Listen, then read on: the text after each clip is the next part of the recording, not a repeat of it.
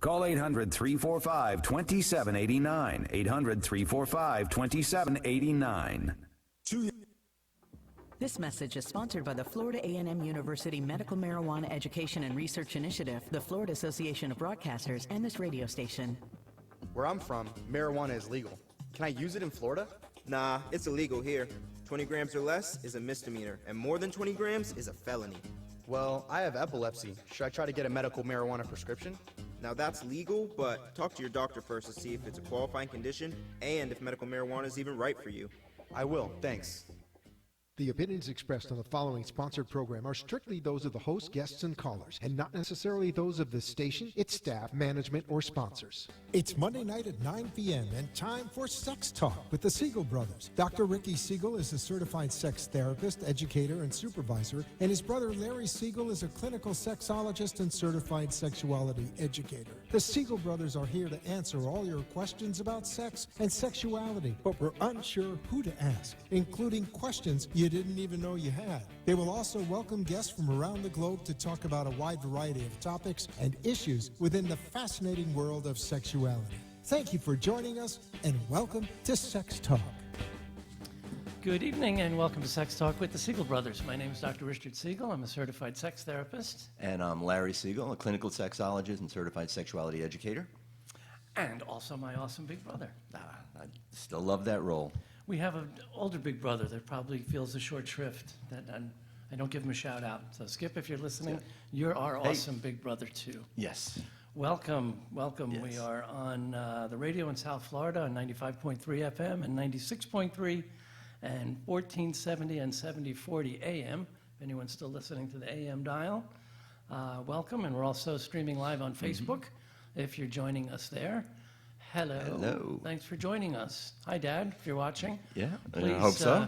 Hit the like and share buttons and spread the word. Also, Yes, feel indeed. free to join us, join the conversation by calling in here to the station. We are at 888-565-1470. Yes, indeed. And And you can also submit questions or comments through Facebook. You can submit through that as well. But give us a call. I'd love to have you join the conversation, especially tonight. It is Valentine's Day. And we'll certainly get to that in a moment. But we also want to, let's at least get this out of the way. yes, we want to give a shout out, a mention, a commemoration, certainly not a happy event, but tonight also happens to be the 2-year anniversary of the shooting at Marjorie Stoneman Douglas High School in Parkland. And I wanted to give a shout out to my brilliant practice partner, Luna Medina Wolf, and the amazing work that she and many other therapists have been doing with Professionals United for Parkland. They can always use your help and support. Any therapists and supporters, you can find that group. And there's some really amazing people doing some really incredible work. A lot of the people that have gone through that, even the students themselves, as well as the teachers, parents, so many people were affected by this. So much trauma. Yeah, so our hearts do go out to those of you who did suffer through all of that. You made it through that. You've known people that have gone through that. It touches so many people. So let's hopefully do some things to make sure this doesn't happen again. Talk about wishful thinking. Hopefully. Right? It seems to happen way too often. Right? In fact, at least once a day. We just don't hear about them. Right. Yeah. and a We lot don't of- hear about a lot them. of There's people once a don't- day a mass shooter incident in the United States, and there's something terribly, terribly wrong about that. Yeah, and it's not about mental illness, it's about guns. There's really no way around that. And a lot of denial too. I read a very disturbing article that talked about how our government is actively involved in making sure that that brand of terrorism, which far outnumbers incidents of Islamic-motivated terrorism, but yet that we can't call it that. That's even the term domestic terrorism. There's an attempt to move away from that. Yeah. Why? Because they're white Christians with guns? that suddenly makes it not terrorism? And, and again, I understand people want to politic around this and they're making these points, but you know what? You can't change the facts. The facts are the facts. They lie there simply. There's really no debating them. You call them We what love you want, debating the denial. truth. That's become a new American pastime. Selective truth. Right. Or, Well, was what was that Senator term? Patrick Moynihan years All ago? right. You're entitled to your opinion, but you're not entitled to your own facts. Right. But then we had Kellyanne Conway present the idea of alternative facts. So choose your own. Yeah, well, we'll let that lie right there. It's sex talk, so let's move on to happier subjects, right? Exactly. So today happens to be Valentine's Day. And it's Friday, February 14th. So happy Valentine's Day to those of you who like to be happy on Valentine's Day. I think it would be nifty to just talk a little bit about where this silly holiday came from. Yeah, if anybody even knows. This is true. I mean, there really isn't a story to the story, as So it there were. isn't a Saint Valentine who ran around like Cupid, shooting everyone with love darts and making them fall in love? No. No. In fact, again, the shooting of the arrow, the love darts. Here again, there were a few Saint Valentines. Right? There were people named Valentine who were priests, who were martyred.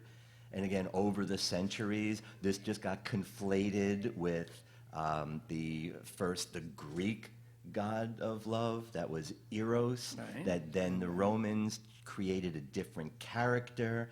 And then by probably around the year 300, 400, then that Cupid, who really was Eros, the god of love, The then Romans, became right? this little cute cherub flying around shooting love darts at people. So what we really see is this. And Cupid invented the little candy hearts, I think. That's too, yes, right? that's right. That's right. That It say was just cute little throwing them things at on everybody. So I mean, there's just so many things that just got conflated over the years.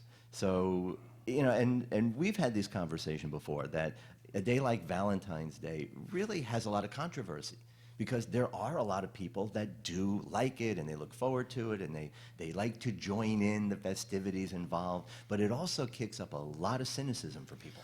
Well, far be it from me to be cynical. Oh, I know. It's so out of character for you, my brother. But really, isn't this just another Hallmark card, Cadbury candy created holiday that guilts people into spending money and going out and feeling obliged to express their love?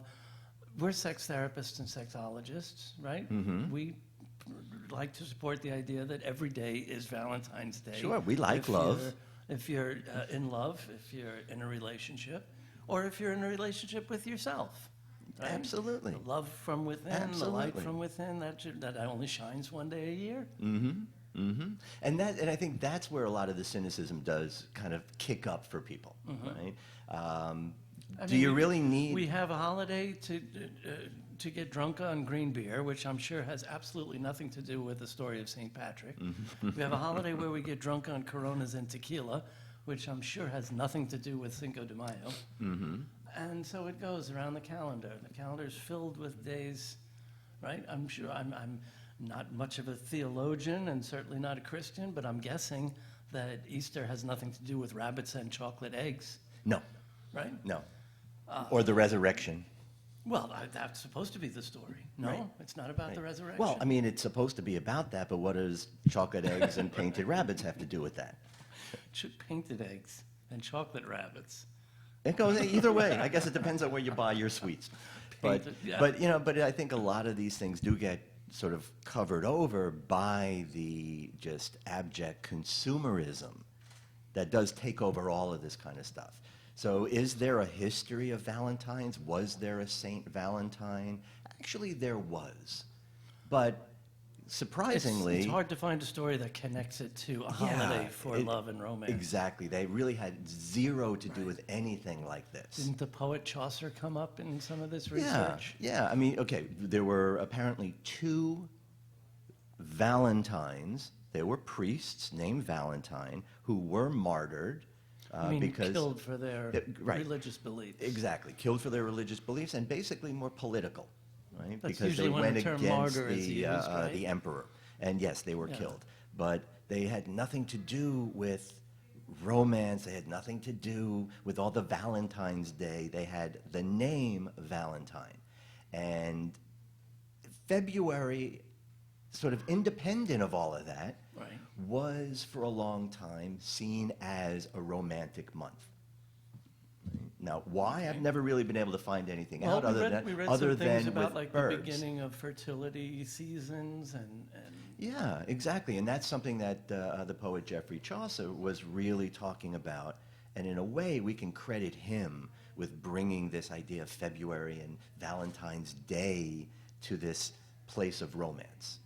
Right? But he was basing that on that with birds were basically forming their pair bonding, and bird fertility seemed to be highest in February.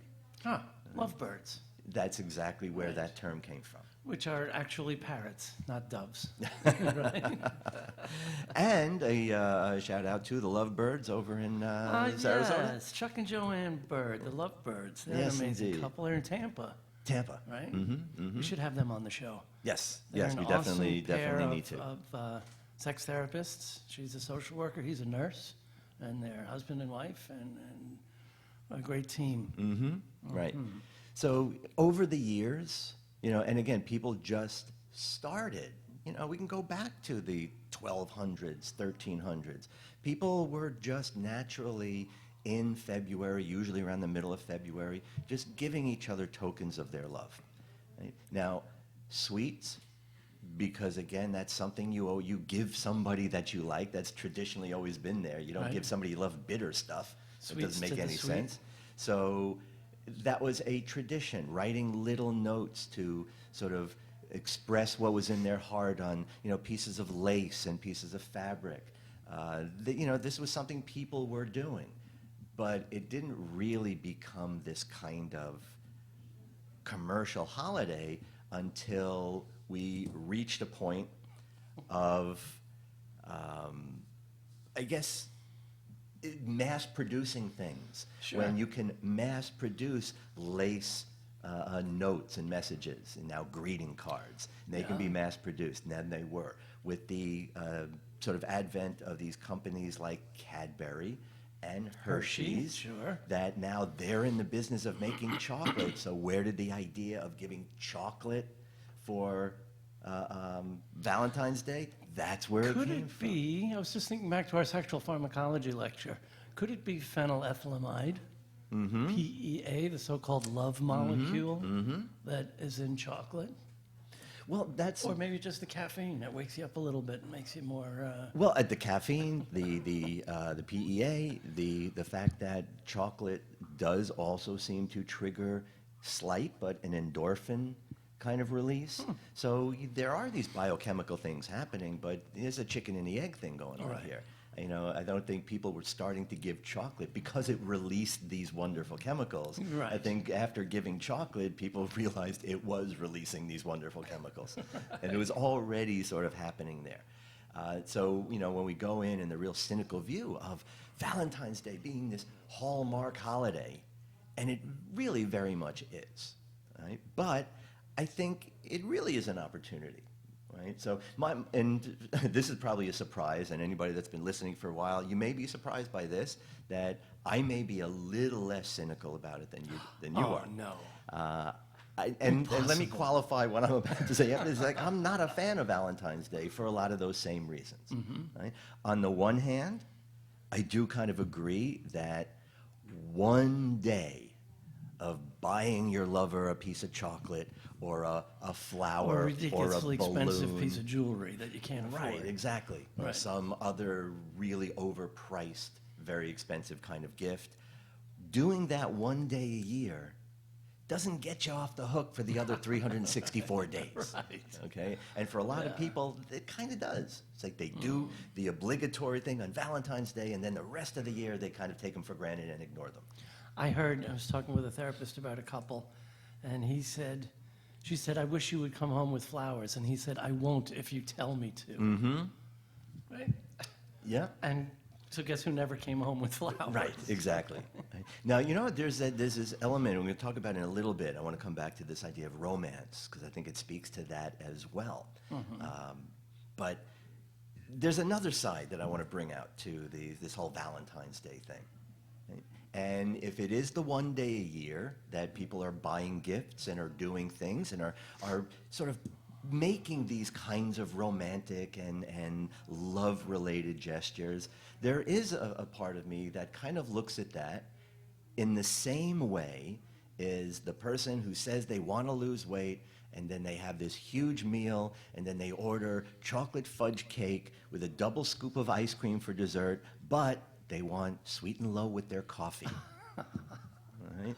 Now, on the one hand, we can easily sort of criticize that and put that down, but there's that sort of better than nothing element. I guess. Yeah. Every little bit. I guess. Right. Maybe that's a start. Maybe it's that one little thing is the opportunity to build on and allow them to sort of open up and expand on that. I could get behind that. Yeah, if it takes a calendar year to remind somebody that they need to prioritize their relationship, it would be nice if it continued on February 15th, and then thereafter. Sure, that would be really great. You know, again, it should be every day, you know, is an opportunity to tell the person you love that you love them. So if you have any feelings about Valentine's Day, either positive or negative, give us a call. The lines are open tonight. There's the number on the screen. Yeah, there you go, 888-565-1470. Do you have any suggestions or tips that you would like to share? Anything you do in your relationships? Is Valentine's Day meaningful to you? Right? Or is this the day that you just make a point of not going out in public and avoiding all this stuff until it's over? So give us a call. Let us know where this sits in your life and in your relationships. So the theme, really, of Valentine's Day, all this other, the commercialism and all the other stuff aside, is really supposed to be about love. It is supposed to be about intimacy. Okay. I didn't mean to cut off the thought, but when you said love, okay, intimacy, I was thinking back to elementary school when we used to have to make Valentine's cards for every kid in the class and exchange little candy hearts. And like, why does that belong in elementary school? Well, and is that just a thing? Do kids still do that? Well, they still make the candy with the little messages on it. And by the way, if you're giving Valentine's Day candy that has little messages on it, that better not be the whole thing. Write a note anyway. Right? That does a candy heart does not convey what's in your heart. Yeah, better you should buy a card that's blank on the inside and think for a while and really put some thought into what you want to tell your beloved. Exactly. But you know, but I think there really is, something that is kind of apropos about that. You know, kids growing up learning to connect to that idea. Learning about love, that's never a bad thing. Where did most of our Valentines come from when we were growing up? Mom. Yeah. Yeah. We never really gave it any thought, but our mom always made a point. And she went shopping and bought gifts. She absolutely did. Yeah. And again, you talk about this idea of intimacy. Not all intimacy has to be erotic. Not all intimacy has to be in that sort of that personal way. Intimacy really is just letting somebody know what's inside your heart. Right? That's and nice. Our mother was wonderful at doing that. And even though, again, classic example of all the time letting us know, but using this as an opportunity to just say, hey, I'm just making a point of right now wanting to let you know what's in my heart. Right? So I think, when we see kids that are getting into it, I can get behind that. You're melting my cynicism, you bastard. Yeah, I get that. That sounds right. Yeah, I could get behind that. So, and I think that's another thing that maybe it's an opportunity we can share with people and just sort of encourage people to take that moment. You know, just like on Veterans Day, we ask people to take a moment and think about, while you have a day off of work. Right. While you're not working, you're sitting at grilling hamburgers.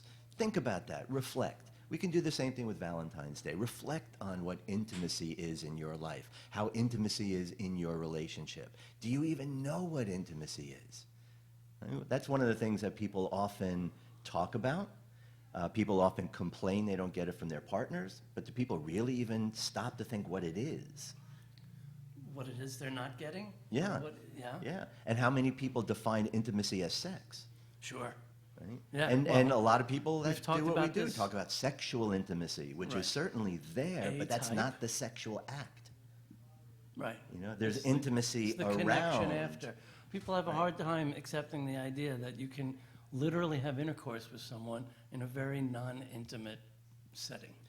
Especially like a absolutely. drunken pickup in a bar. What's Sure. intimate about that? Sure. People are actually swapping body fluids, but there is no intimacy. That's right. In terms of emotional, in terms of even this sort of intellectual or just psychological connection, they couldn't There's be no farther connection. away, Right. you know, unless they were geographically separated. How many years have we talked about this idea of getting literally naked or figuratively naked? That Right. some people, when they get literally naked, you know, unclothed, emotionally, they're like wearing ski masks and Exactly mucklucks right. and gloves. The and clothes come off like, and the oh, armor stay comes away. on. Yeah, that armor, exactly. Yeah. That you can't, don't get too close while we're having intercourse. Mm-hmm. What is more ironic and unsexy than that? Right. And you know what? And here's actually one of those opportunities for Valentine's Day. Right? Here's something that people can just practice. Just take this as an opportunity to say, okay, you know what? Today, let me do one thing with my partner that I may not be comfortable with. Even if that's just let them see me. Right. Right? We know when doing, you know, little kind of intimacy exercises with couples, one of the most difficult things for people is to just look into each other's eyes. Yeah. Right? Just make that eye contact. It makes people feel so vulnerable and so Oh, uncomfortable. yes. Again, usually even more so than sex. Oh, absolutely. Sex they can disconnect from. That they can't. And that's part of, I think, what That's becomes... that being naked. Yeah, exactly. And they can't escape that. They feel that nakedness. They feel that exposure. Right? And I think that's really, you know, when we talk about being naked, that's really what we're talking about. We're talking about being exposed. You know, it just occurs to me what often goes right next to the cards and the chocolates is a bottle of champagne. Uh-huh. Right? How many people have to put a little buzz on before they can be intimate? Probably for the same reason. Yeah. That armor. Yeah. Right? Love to see love, right? Our dear friend Chrissy and greatest neighbor ever said every day should be Valentine's Day if you truly love your partner, and mine make sure I feel it every day. Absolutely. He is a good dude, that MacGyver, He isn't he? really is. He Yeah, really it's is. one of the rare ones. Both of them. Chrissy, we love you. Yeah, Chrissy, Jason, thank you for everything that you do. Yeah. Right? So, and that's, again, there's a lesson there for everybody. Right? Again, we can't really say that enough. You shouldn't need some corporation or some pre-printed, mass-produced bit of stationery to communicate or express to the person that's supposed to be so important to you how you feel. Right. Let's stop hiding. Right? And that's really That's what a lot of people good do, and a lot advice. of what you're describing as well, and that armoring and that covering ourselves up, especially when we get naked. Let's stop hiding. Let's allow ourselves to at least be seen by the person we say we want to be with and be seen by. Right? That would be a nice change of pace. That's pretty deep. Right? So along those lines, what are some things that couples can do? Right? A common thing coming into the office. Right? You have a couple coming to you. One of the things that they're maybe even complaining about, and a lot of times they won't bring this up, but let's say they're bringing this up, that there's an issue with intimacy. There's an issue that they both feel where they don't feel course. connected.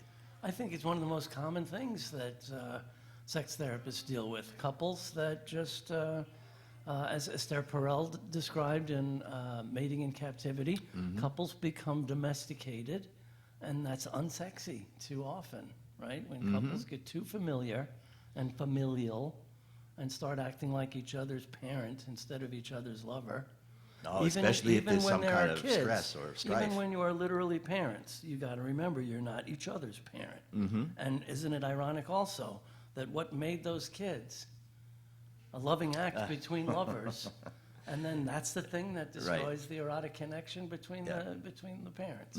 That's unfortunate. Yep, yep. Now, there is sort of a part of, I think, the natural or typical progression of a relationship where, and again, to go back to referring to, again, shout out dear friend, wonderful human being, Esther Perel, why does this happen?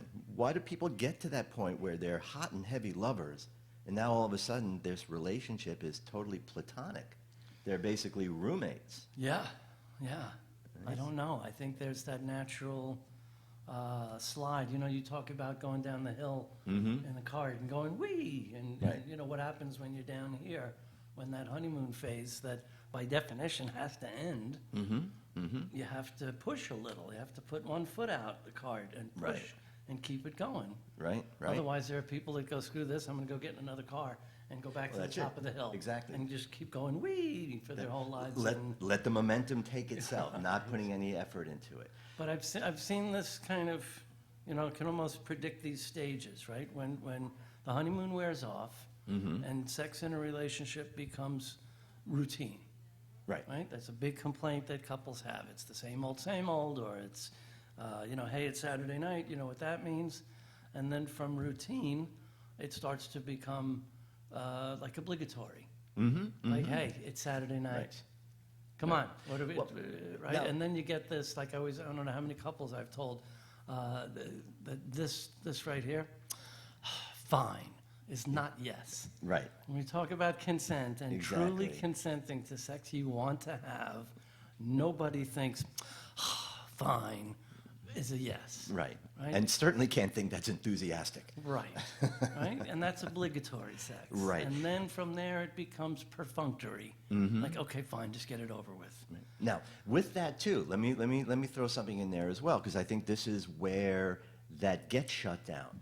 Because once that attitude, once that mindset develops, now it's an expectation, isn't it? Sure. Right? Because now they're even thinking, okay, this is what's going to happen. She's going to maybe roll onto me, or he's going to come into me, and then a couple of quicks and a couple of grunts, and that's going to be it. And I know I'm probably not going to feel all that great. So you know what? Before anything happens, I'm over it. Sure. I'm shutting down before anything even starts. At the risk of sounding sexist, I don't hear too many guys complain about that, but that's a very common complaint among women. Well, I mean, And to too put many that in guys context. don't get You're right. female sexuality well enough to You're right. understand how to make love to a woman. Right. And I got news for you, not necessarily to another guy either. Well, I think same-sex couples are just, you know, inherently better at understanding how the other works, and there's not Usually, such, yes. not such mystery, right? Right. But, The role definitions are clearer. Right. yeah, Right. and heterosexual guys who claim to love women generally don't understand them that well. Certainly not how they work, how their bodies work. I mean, look, remember at the sex therapy conference, you won that wonderful 3D printed clitoris? Oh, yes. I was And very proud of my clitoris. While it was, well, it was a great conversation starter at the bar, no one could identify it. Not That's right. men, not women. Nobody, not even women, right? Except, you know, sex therapists at the conference, right? Right. Who Remember- came up telling me they liked my clitoris. And that's a wonderful compliment. But remember that one woman asked if it was a robe hanger? Yeah. Like- Oh, I do remember that. Women who have them don't understand what they are, how they're built, how similar to penises they are, and the granddaddy of them all, the only part of human anatomy that has no other function except for pleasure. Right. How many people have we irked and ticked off, especially clergy, Oh. talking about no urinary function, no reproductive function, so what's it for? Right. Oh, I love that. People My get favorite, squirrely. my favorite game set match moment. You know, when I was years ago, when I was invited to be part of this panel debate Oh, on the function of sex, and it turned out to priests. be me and three priests, Yeah. or I should say me versus 3 priests. And it really was, that was game, set, match. Oh, sure. Right? If you look at the biological function of a clitoris, the fact that it is only for pleasure, if we were not meant to enjoy this, if it was only for reproduction, why is it there? Right. And if you're talking to religious folks, why did God Well, make that was it? the question, right? Why did God invent the clitoris? Right. And they really had no answer. It's, well, because there's only one answer, and they're trained not to go there. Right. Right? Because sex for pleasure is somehow problematic. Right? Even the sex addiction folks. They say if you have sex to change your mood, that's a sign of addiction. Maybe I'm crazy, but I think that's a pretty wonderful reason to have Absolutely. sex. Right? Absolutely. How Well, again, come- even with chemicals, that's not an argument that holds true. Because that is what chemicals are for. Changing your mood. Yes. Right. Well, it's okay if it's Prozac or Paxil, but if it's marijuana, you're a criminal. Right. Right? Right. And if you're using alcohol in that way, then you are an alcoholic. Well, that's another. Right. Now, okay, but having said that, we're not going to get into that here, but we can acknowledge that there really are qualitative differences in how people use. There's a difference between I don't like the way I'm feeling right now and I want to do something to change the way I'm feeling, as opposed to I want to numb out. I want to self-medicate. Right. I don't want to feel at all. Right. I don't want to remember at all. That's very, very different. Yeah, Right? First one is healthy, the second one is not. I would agree with that. Right? So again, this idea of using pleasure to make us feel better, there really is no better way to use pleasure. That's what Except it's to make your for. partner feel better as well. Nice. Right. Yes. And I think we credit columnist and now sex researcher Dan Savage for the idea of being GGG, right? Yeah. Good, giving, and game. And that's always a valuable lesson for couples to remember that it's not always about you. Sometimes it's being selfless and doing something. Maybe you're not we're not asking people to do things they don't like, but Right. maybe doing Don't things compromise your that values. aren't Don't your sacrifice favorite, yourself. But you know your partner really Right. enjoys. So Right. why can't you be giving and game? Exactly. To go along. Exactly. The fact that now if it really, really bothers me, if I have real issues against it, then you know what? I can That's something to keep talk that. No. about. Right. But if I'm not really into it, but I can do this for my partner, that's healthy. That's what we want to see. Sure. Right? That's not that's not sacrificing yourself or compromising. This idea that you should always be about you, that doesn't work in a relationship. And I think going back to this idea of how that eroticism, how that flame often dies down. And again, going back to Esther Perel stuff, that the things that people seem to they strive for the most, the things that they want in their relationships, that they'll often fight for, are the very things that may kill all that eroticism. What do people want? They want to feel safe. They want to feel comfortable. They want to feel, You know- in a way, almost predictable. Sexy's not usually safe, is No, it? it really isn't. There has to be, eroticism exists in that sort of edge Right. between safety and risky. Right? Yeah. Now again, Too we have many- to you asked- redefine you asked risk. about couples that come into sex therapist's office. Too often, when they are complaining that they're roommates and they're not sexual anymore, they're not going anywhere. Because people say things like, the stability, the security is what's more important. Is it really? Or is it just there's so much fear Right. of Right. being alone? You know, I see this in men and women. It's like picture Tarzan going through the jungle grabbing vines. You know, he's not going to let go of the one he's holding until he's got another one in his hand, right? That's great if you don't want to fall to the jungle floor. But if you're Right. thinking about relationships in that way, it's not fair to people to kind of use them. And, well, I'm not going to let go until I got something better lined up. Right. Well, but see, now there's a difference there. You know, holding on to where you're sort of on solid footing before you take this new step forward, that is practical. But if what you're holding on to is waiting for something better to come along, I think that is definitely problematic. Yeah. Right? And I think people that do that in their relationships don't even necessarily know that that's what they're doing. Well, there's a lot of settling that happens.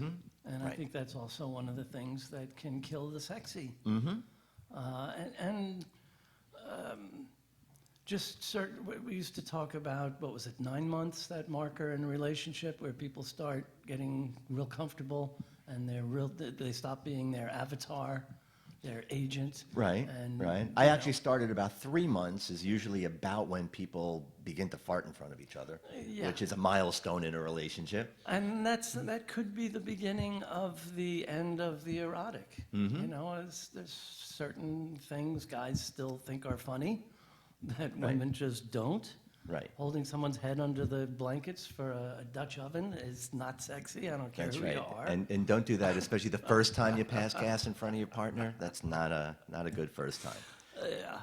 Right. So I think that's that familiarity. You know, Esther does say this, present this question that I talk about all the time. I hate this question because, well, the answer just kills me.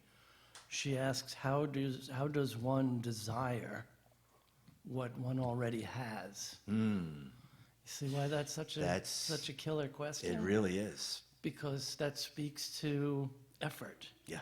And that no one can take a relationship for granted. And that's another irony I can't help but point out. People get dressed and cleaned up and spruced and dolled up to go Dressed meet to a the stranger. nines. Absolutely. But on a weekend off, when they're alone with their Yep. beloved, they let themselves go to pot. I don't railing need to against bathe. that. I could be But in my own not even letting nastiness. themselves go. Again, just to read, because I've been railing against this for years as well, that, yeah, the idea of putting in so much effort to impress unimportant people. Right. And when I say unimportant people, it may be work-related, but these are people you'll never see again. You've never met before. They mean nothing to you in your life. Yet the person we're supposed to have as the most meaningful, we give them our worst. Yeah, why don't people get up on a Saturday morning, take a shower, and put on nice fancy clothes just to sit around the house with their Right. lover? And I think that speaks to why that's such a terrible or a difficult question. You know, how do you desire what you already have? Well, for me... By not taking it for granted. By for not taking it for starters. granted and realize that no matter what you have right now, there's more. There's so much love more that's yet to be discovered. There's so love much that. more in this Yes. adventure that you're going through together. You know, I've often said to couples that the ideal, that if you can wake up every morning, look at that person, and say, you know what? No matter how much experience we've had up until this point, this is a brand new day. We've never done this before. So today is a day we've never done before, so it's a brand new experience. Let's know- do this together. I really, really like that. It builds on something I say to my supervisees all the time, you know, to get them to talk to their patients and reinforce the idea that a sexual relationship is an ongoing process of learning about your own and each other's sexuality together. Right. So that fits perfectly. Today is different than yesterday. That's right. And who knows what we might discover today.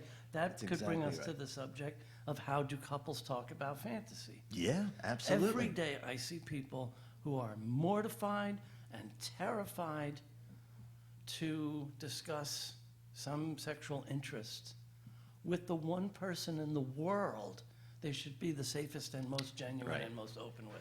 Why are people terrified of their partners? Well, first of all, what are they terrified of? They're terrified of being judged, Right. of being criticized, or of being thrown out. You're into what? Oh my God, you're disgusting. Get out. Now, let me also throw in that there's an element of that too, I think, where part of that fear is also being maybe proven right. Because I think when people have that kind of attitude and they have that kind of that unease, they're kind of uncomfortable with their own fantasy. They're kind of uncomfortable with their own desires and their own drives in that sense. So they're on shaky footing. Sure. Right? And I think part of that fear is also that parent kind of dynamic that happens between too many lovers, because lovers are not supposed to be critical and judgy and say that something you're into is disgusting. Right. That's not how lovers communicate. Right. That's But if how you critical, think it's angry disgusting, parents- Right. you're going to be afraid that your partner will think it's disgusting. Right? So one of the first things, too, we also have to look at if we're looking at introducing fantasy is we've got to learn how to be okay with our fantasies. And a lot of Yes, people are not sure. okay with their fantasies. Part of what, even for some people, I'll say part of the thrill in their fantasy is that they get to think of it as this dirty thing, That's this right. nasty thing. It's a secret, and nobody else has to know. They can protect that secret, but they're not really comfortable with it. But the discomfort is the thrill. Right. Well, transgression is sexy. Yeah. Right? Being naughty is sexy. Mm-hmm. But fear of being judged and criticized is Definitely absolutely unsexy. not. Right. Yeah. So I have this scenario I talk about often of like the partner saying, husband saying to his wife, hey, I was just curious. Do you ever think about, like maybe, I don't know, I was just curious. You ever think about a threesome? And the wife says, no, oh my God, that's disgusting. No, are you thinking about that? Oh, he says, no, I saw something on TV. I was just curious if you would. But, oh no, I never would.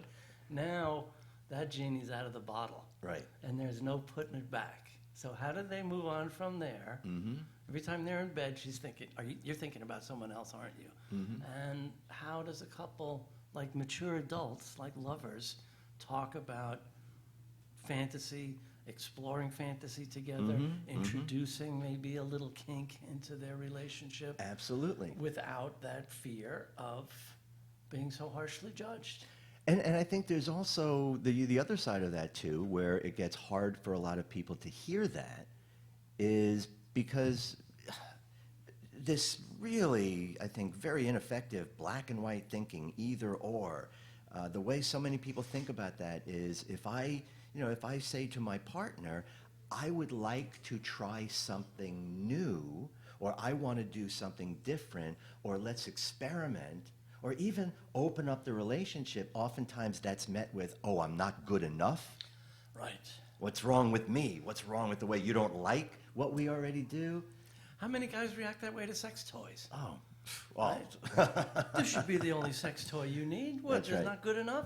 Yeah, well, the vibrator doesn't go CP-wise. that's right. And you just That's have right. to change the batteries once in a while. Right? How many times we heard women refer to Bob, That's right. the battery-operated That's right. boyfriend, right? Yeah. From different cultures, from different parts of the world. Right? That's not supposed to be threatening. That's supposed No, to I be mean, it shouldn't be. enhancing, Right. pleasure enhancing. Doesn't Trojan now make this ring, this vibrating ring that Yes, a it's- guy wears that has a little box that could be a clitoral stimulator for the woman, that it's kind of a toy for both of them? Right. Right. Why is that threatening?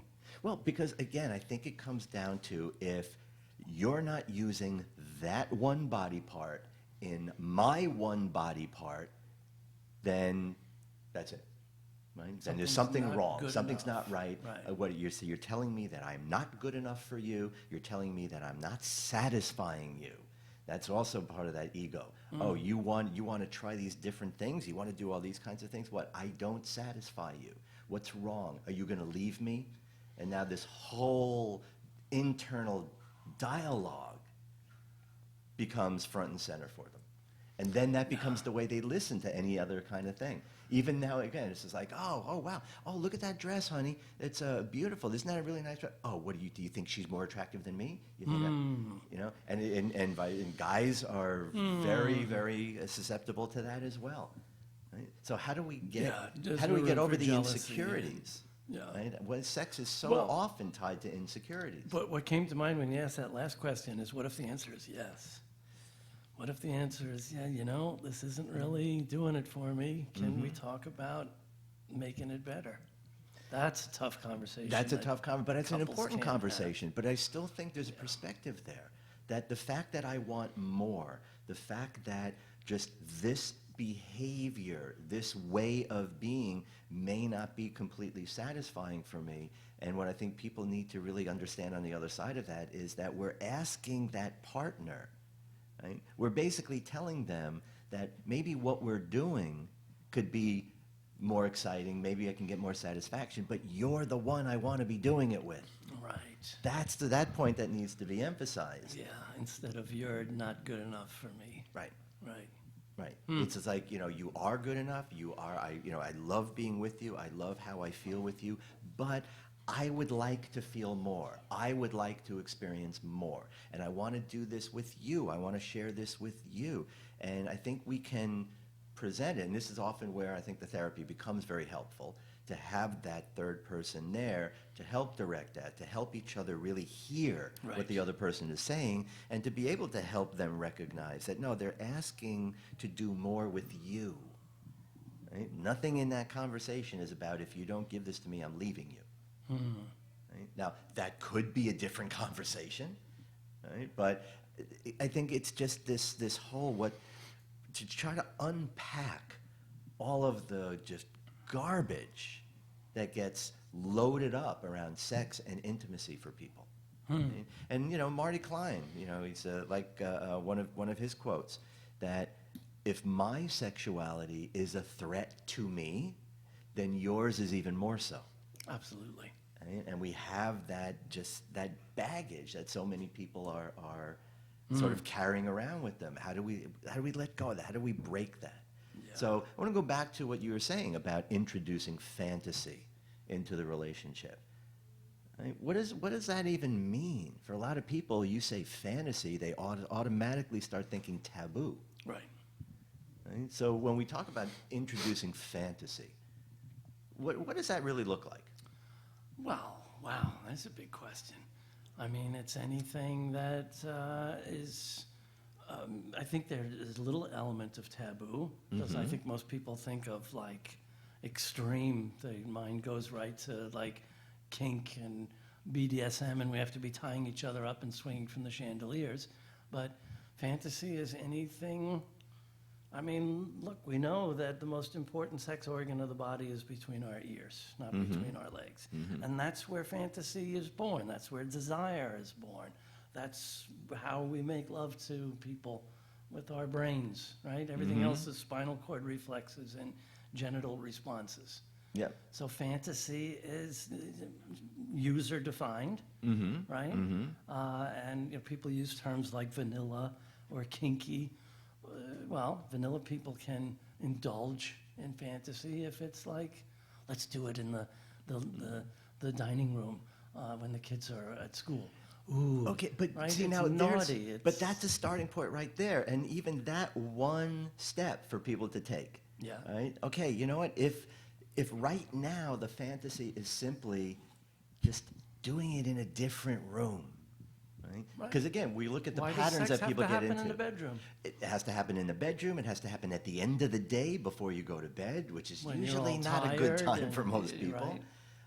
And it has to be in this one place, in this one way. Yeah, just mix it up. Sure. Different room.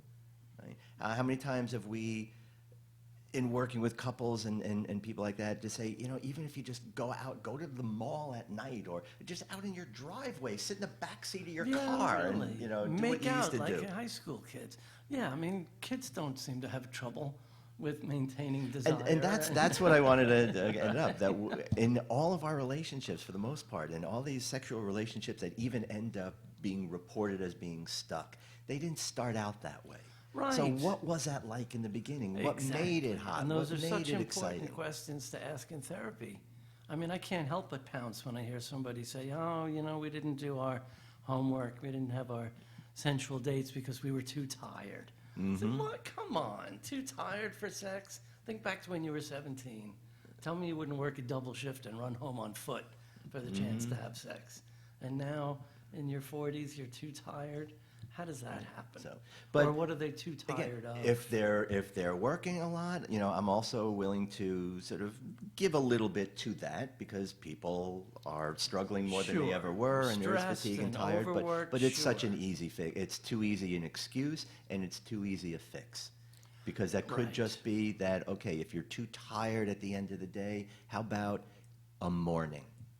Or how about just lazy, not lazy, slow and easy? Who says sex has to be a romp every time? Exactly. Right? Why can't you just be exhausted and lie next to each other and just gently get each other off? Mm-hmm. Well, it doesn't take effort like, like it's, you need to be well rested and So that's another very, very common obstacle, a very common mindset that I think holds people back. You know, we talk a lot about performance anxiety, and it's usually about how I'm doing. But that element of performance anxiety, that, oh my God, I have to perform. I have to put in the effort. I've got to put all of this stuff to it. And it creates this almost overwhelming picture that, again, just gets people to shut down.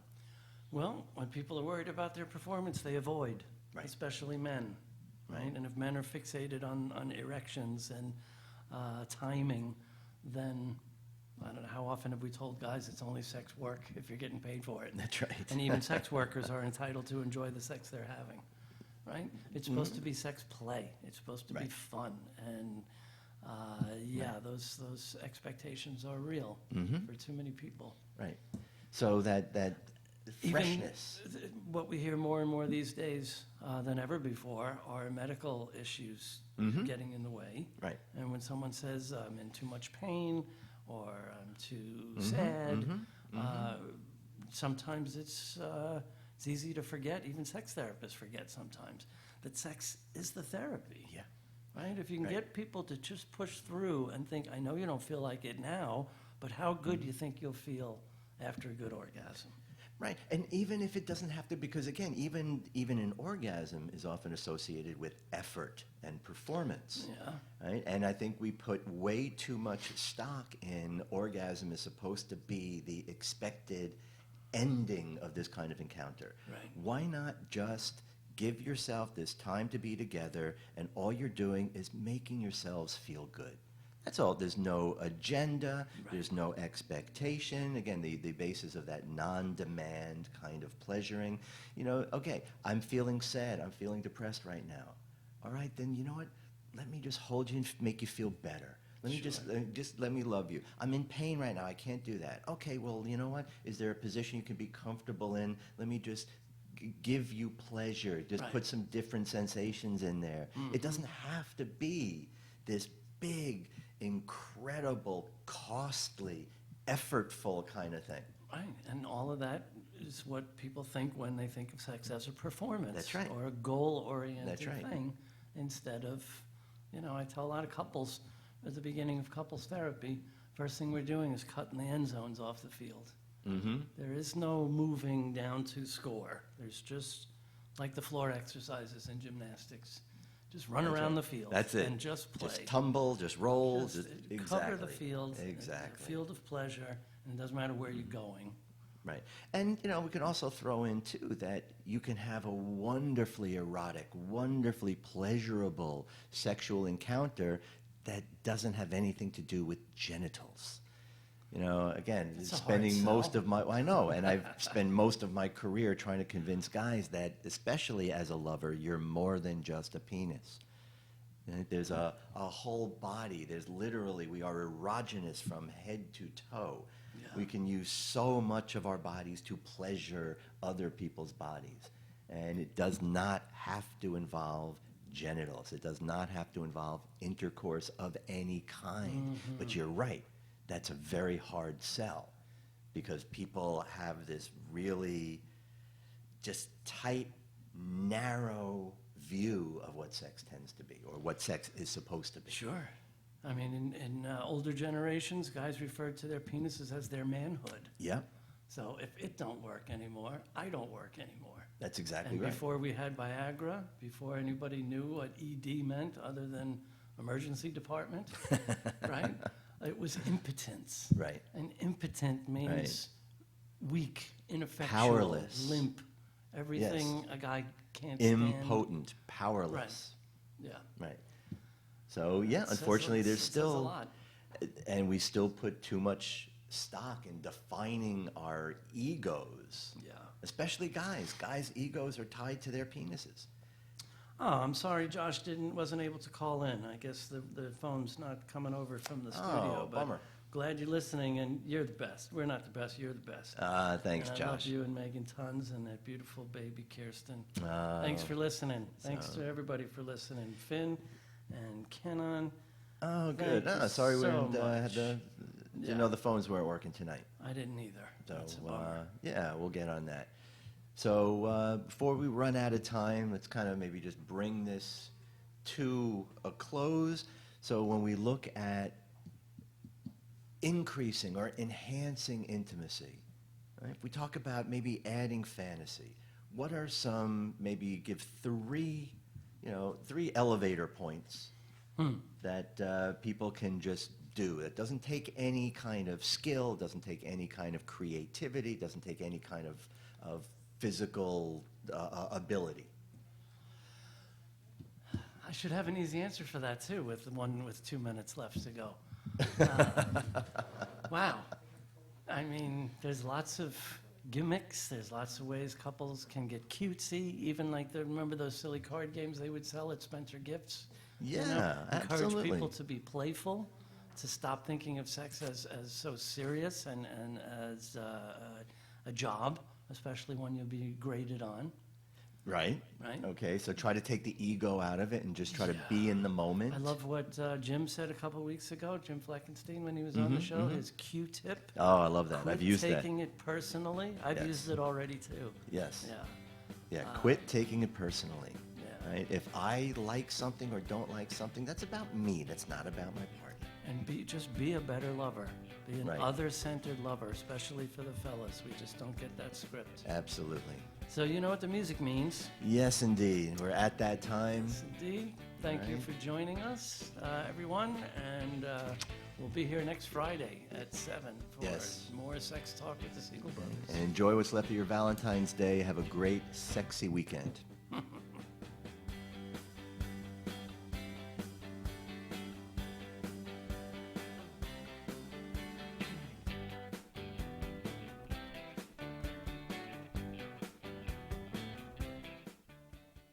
You've been listening to Sex Talk with the Siegel Brothers. Join us every Monday night at 9 p.m. on WNN, 1470 AM and 95.3 FM.